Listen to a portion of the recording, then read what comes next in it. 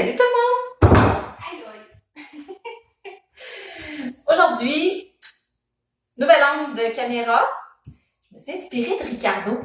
Si vous allez voir sur la page de Ricardo, là, présentement, il fait des lives dans sa cuisine, puis il y a une image un peu en plongée. Fait que comme ça, vous allez plus pouvoir voir ce que je fais. Donc, on s'inspire des grands maîtres. Aujourd'hui, ce qu'on fait, on fait des œufs Cadbury keto. En fait, j'ai jamais essayé ça. Fait que je m'aventure dans une recette que je n'ai jamais fait. Est-ce que c'est une bonne idée? Pas certaine. C'est possible que je m'arrête en plein milieu puis qu'on revisite la recette. Mais écoute, on y va avec ça. Œuf keto Cadbury. Première des choses, c'est sûr que dans un monde idéal, j'aurais aimé ça, avoir des beaux moules en forme d'œuf. Ce n'est pas un besoin essentiel, donc on va y aller avec des moules à muffins en silicone. Fait que ça va être ma base pour faire les œufs. On verra ce que ça donne. Première des choses, on a besoin de chocolat non sucré en pépites. Je l'envoie au micro-ondes. Fait que c'est une recette cuisson micro-ondes. Pas besoin de four. Je vais les faire fondre. Au micro-ondes, j'ai mis 1 minute. On va s'ajuster en fonction de comment ça va. Donc, c'est des chocolats non sucrés, comme je vous dis. Moi, ce que j'ai pris, là, j'ai pris 2 choses parce que j'étais sur des restants en passant. Là, ça se fait avec des restants si vous en avez. J'ai pris le chocolat cuisine Camino que j'ai acheté chez Avril. Dans le fond, il est non sucré. Donc, c'est quand même pas pire. Et il me restait aussi du chocolat, des graines de chocolat des biscuits athlétiques de Planète Nutrition. J'ai mélangé les deux, ça m'a donné 2 tasses de chocolat. On brasse notre chocolat qui n'est pas fondu. Fait qu'on va le retourner.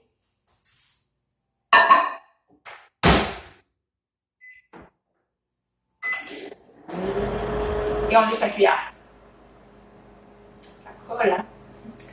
Donc, on va y aller avec, comme je vous disais, les graines de chocolat qu'on fait fondre. Quand le chocolat il va être fondu, ce que je vais faire, c'est que je vais mettre dans mes moules à muffins, je vais mettre à peu près la hauteur d'un tiers du moule à muffins, du mélange du chocolat qui a été fondu. Et je vais l'envoyer au frigo. On va l'envoyer au frigo 10 minutes, le temps que le chocolat fige. Donc, c'est ce que je vais faire.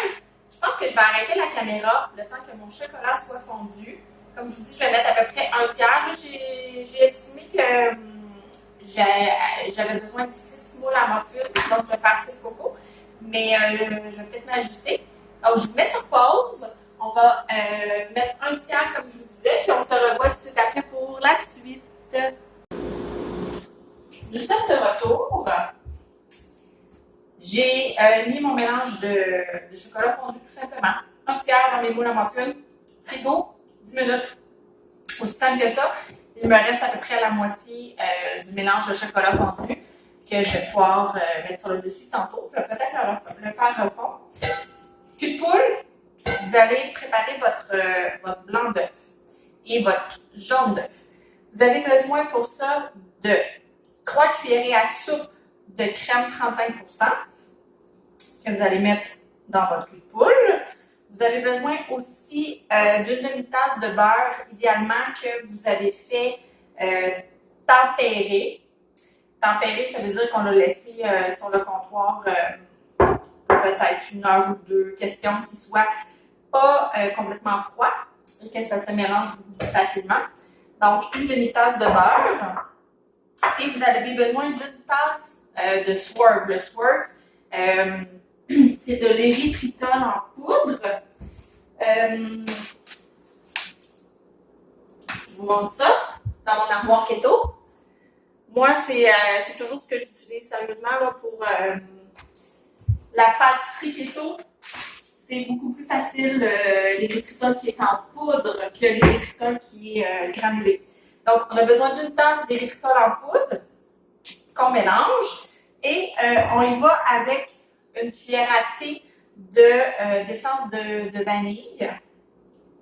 Je ne l'ai pas mesuré. J'y vais au pif. Pas grave s'il y en a plus. C'est bon. Donc, on passe ça au batteur électrique. Là, ça va faire du bruit.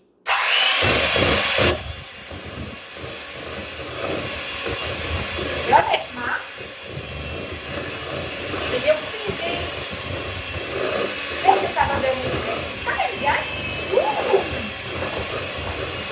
Wow! On dirait... j'ai faim. On dirait... on dirait du glaçage à gâteau...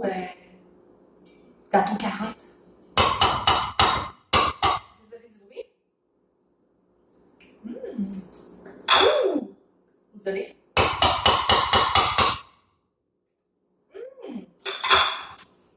C'est comme une fat bombe.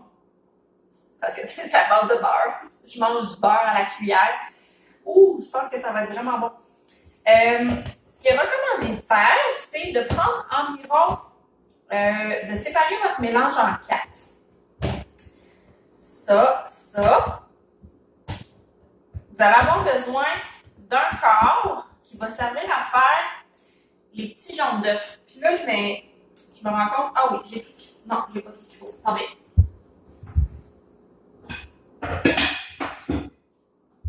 On essaie de se planifier, puis finalement, ça ne fonctionne pas. Vous mettez à peu près le quart dans un bol et vous avez besoin du colorant alimentaire jaune pour colorer votre jaune d'œuf. Sérieusement, là, en règle générale, je n'utilise pas du colorant alimentaire. Sauf que c'est Pâques. Fait que c'est un peu chimique, là. En fait, j'ai aucune idée. Si vous pouvez colorer avec du jaune naturel. Qu'est-ce qui est jaune naturel? Le curcuma. Fait que si vous pensez que vos enfants aimeront le goût du curcuma, ben vous pouvez bien mettre du colorant naturel à base de curcuma. Moi, ça me tente de gâter la famille. Fait que je leur fais un colorant jaune fluorescent. Là, dans le fond, vous avez votre mélange qui est jaune. Puis là, si on se rappelle, j'ai 6 cocos qui sont en train de prendre. Fait qu'idéalement, il faut que je fasse des boules de jaune. Je pense que je vais peser sur pause. Ça, c'est mon genre en passant, OK? Je me dis, ça va être super facile. Je vais faire une recette live en vidéo. Puis, je vais pas faire ça, pas de pause, tout va super bien aller. Finalement, c'est pas le cas. Je vais sur pause. Je vous fais un petit montage, puis on se revoit après. OK? Je suis de retour. Vous savez pourquoi je pense que c'est ma recette la plus chaotique, inimaginable. C'est pas grave. On aime ça, les recettes chaotiques. J'ai fait refroidir mes 6 moules à muffins avec du chocolat à l'intérieur. 10 minutes. Je pense que si c'était à faire, je le mettrais peut-être au congélateur 10 minutes. Après ça, j'ai mes petits cocos jaunes que vous m'avez vu mélanger et j'ai mon mélange de coco blanc. Les cocos jaunes, sérieusement, là, si c'était à refaire, les cocos jaunes, c'est pour vos enfants.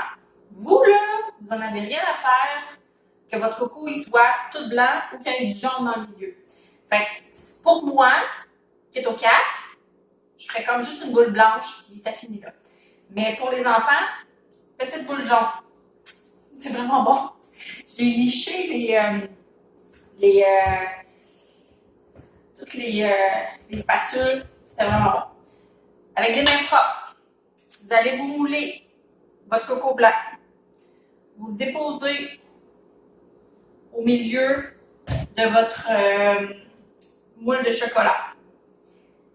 C'est sûr que dans un monde idéal, comme je vous dis, on l'aurait fait avec des beaux petits moules en forme de coco, puis tout le monde aurait trouvé ça vraiment, vraiment, vraiment super cute. Mais c'est pas comme ça que ça fonctionne pendant la COVID. Là, souvenez-vous que c'est un mélange de beurre. Fait que vos mains sont chaudes. C'est pas évident à manipuler. Puis aussitôt sorti du frigo, ça devient très vite température pièce. Fait que vous faites du mieux que vous pouvez. Vous les déposez sur votre chocolat. Puis quand vous le déposez, là, essayez de faire un petit trou. Puis là, le petit trou, vous allez mettre votre petit coco jaune dans le milieu. Là, vous allez vous dire, c'est tout mignon. Puis là, vous avez les mains toutes pleines de trucs. On va essayer de s'essuyer pour avoir pas de mélange de couleurs. Là, avec le restant, idéalement, là, vous vous êtes gardé un bon quart de mélange blanc. Si vous êtes capable de vous en garder un petit peu plus, c'est encore meilleur. Puis moi, je me rends compte que j'en ai pas gardé assez. Mais en tout cas, on va faire avec. Tu sais, là, se compliquer la vie, c'est pas nécessaire. Fait que si vous n'aviez pas fait de petites boules jaunes dans le milieu, vous n'aurez pas besoin de rationner votre mélange blanc. Fait que là, je fais le mélange blanc, je le dépose par-dessus le mélange jaune, puis j'essaie de l'écraser un petit peu, que ça ait l'air d'un coco. Petit mélange blanc. Là, on voit, là, ça a pris quoi? Ça fait 2 minutes qu'on se parle. Mon mélange de beurre est déjà très fondu. Peut-être que je pourrais comme le mettre au congélateur. Honnêtement, là, je vous suggère de prendre votre mélange puis de le mettre au congélateur pendant une dizaine de minutes. Puis vous faites la même chose avec votre chocolat, puis vous faites la même chose avec votre... j'ai plus de petits cocos jaunes. Regardez. J'ai les mains pleines. Et c'est particulièrement délicieux. OK. Fait que je me suis les mains. Puis, ce qu'il nous reste à faire, je vais vous montrer ça. Fait que je vous rappelle les étapes. On a 1/3 de moule à muffin qui est rempli de chocolat que j'ai fait fondre. J'ai mis mon mélange blanc dans le fond. J'ai fait un petit trou. J'ai mis le mélange jaune par-dessus et j'ai couvert de mélange blanc. C'est pas obligé d'être parfait. Je pense que dans le contexte actuel, peu importe le contexte, sérieusement, on n'est pas obligé de se compliquer la vie. Donc, il me reste mon mélange de chocolat. J'ai 6 moules. Je vais essayer de répartir égal. Par-dessus. Puis, s'il m'en manque, on va vivre avec. On va avoir des moules qui sont pas parfaits. Puis au pire, tout le monde va être heureux. Il va m'en manquer. Fait que la recette est faite, je vous dirais, pour 5. C'est ça qu'on va se dire. 5.